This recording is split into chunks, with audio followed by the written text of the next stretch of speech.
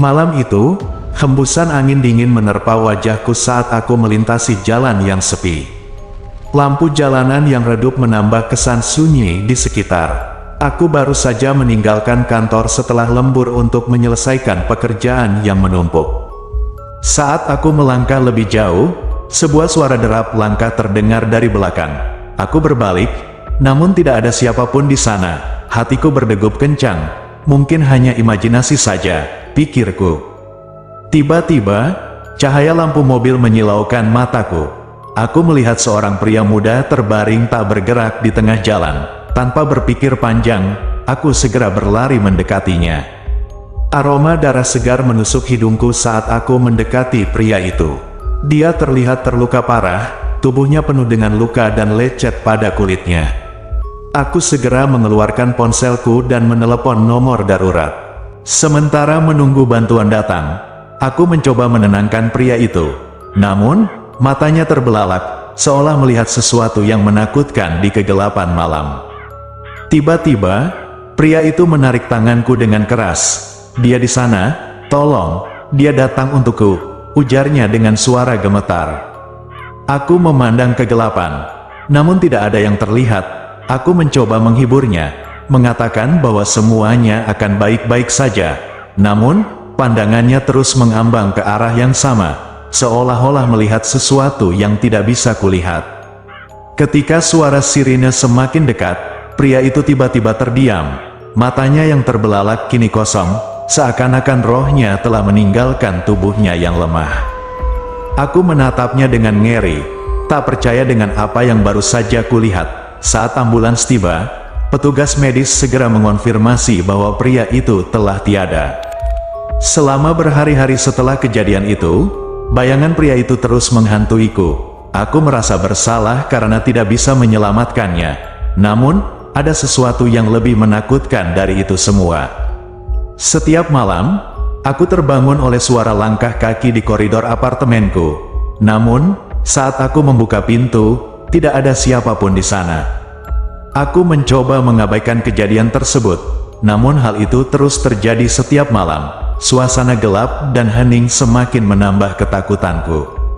Suatu malam, ketika aku sedang duduk sendirian di ruang tamu, aku merasakan ada sesuatu yang menyentuh pundakku.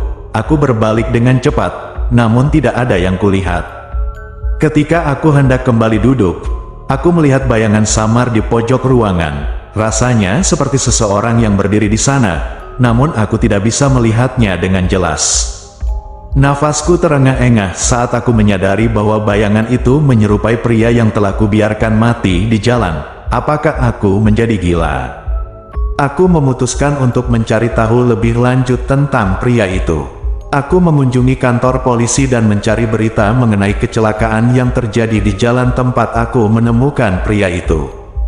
Setelah beberapa waktu mencari, aku menemukan artikel tentang kecelakaan tragis yang menewaskan seorang pria muda di tempat yang sama. Namanya adalah Daniel, dan dia adalah seorang mahasiswa yang sedang pulang dari perpustakaan. Berita itu menjelaskan bahwa mobil hitam menabraknya dengan keras, meninggalkannya terluka parah di tengah jalan.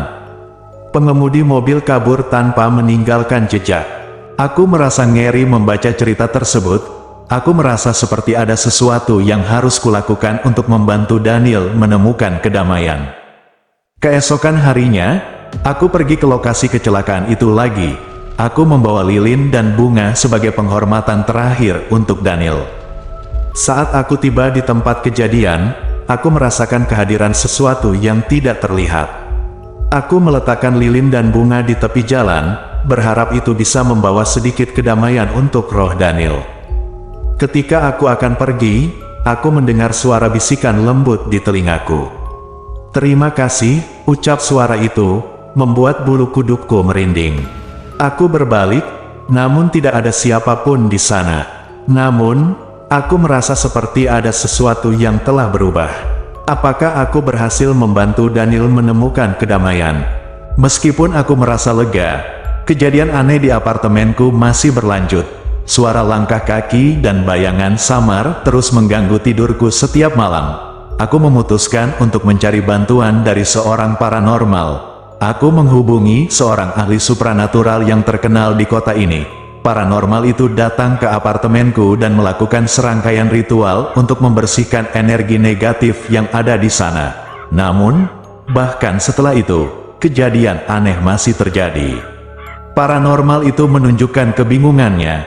Dia mengatakan bahwa ada sesuatu yang kuat dan tak terlihat yang terus mengganggu apartemenku. Namun, dia tidak bisa menemukan sumbernya. Aku merasa putus asa. Apakah aku akan terus menderita oleh kehadiran roh Daniel dan entitas lainnya? Aku merasa terjebak dalam sebuah mimpi buruk yang tak kunjung berakhir. Saat malam semakin larut, kehadiran paranormal itu meninggalkan apartemenku.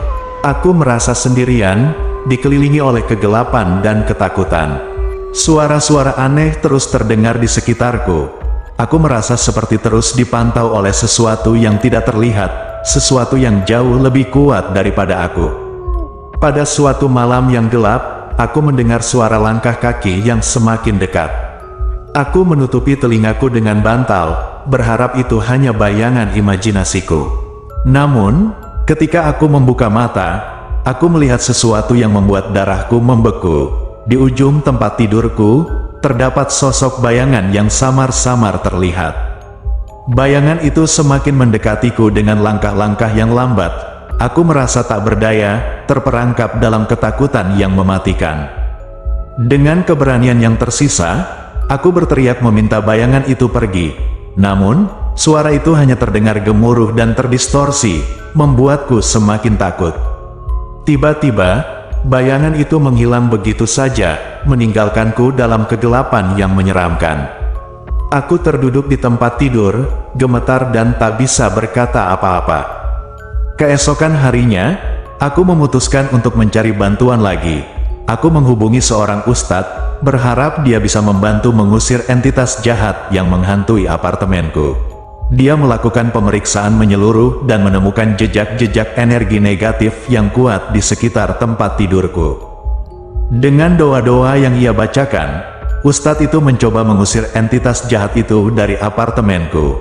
Aku memegang tangannya dengan erat, berharap semua ini akan segera berakhir. Saat pembacaan doa itu mencapai puncaknya, aku merasakan gelombang energi yang mengalir melalui seluruh tubuhku. Aku menutup mata dan berdoa agar kegelapan itu pergi. Ketika aku membuka mata, aku merasa seperti ada beban besar yang telah terangkat dari pundakku. Aku merasa lega, namun juga lelah setelah menghadapi teror yang tak terbayangkan. Ustadz itu memberiku beberapa saran untuk menjaga apartemenku tetap aman dari energi negatif. Aku berjanji untuk mengikuti semua saran yang diberikannya. Setelah ustadz itu pergi, aku merasa seperti ada kedamaian yang akhirnya kembali ke apartemenku. Aku berharap aku bisa melupakan semua teror yang telah kualami.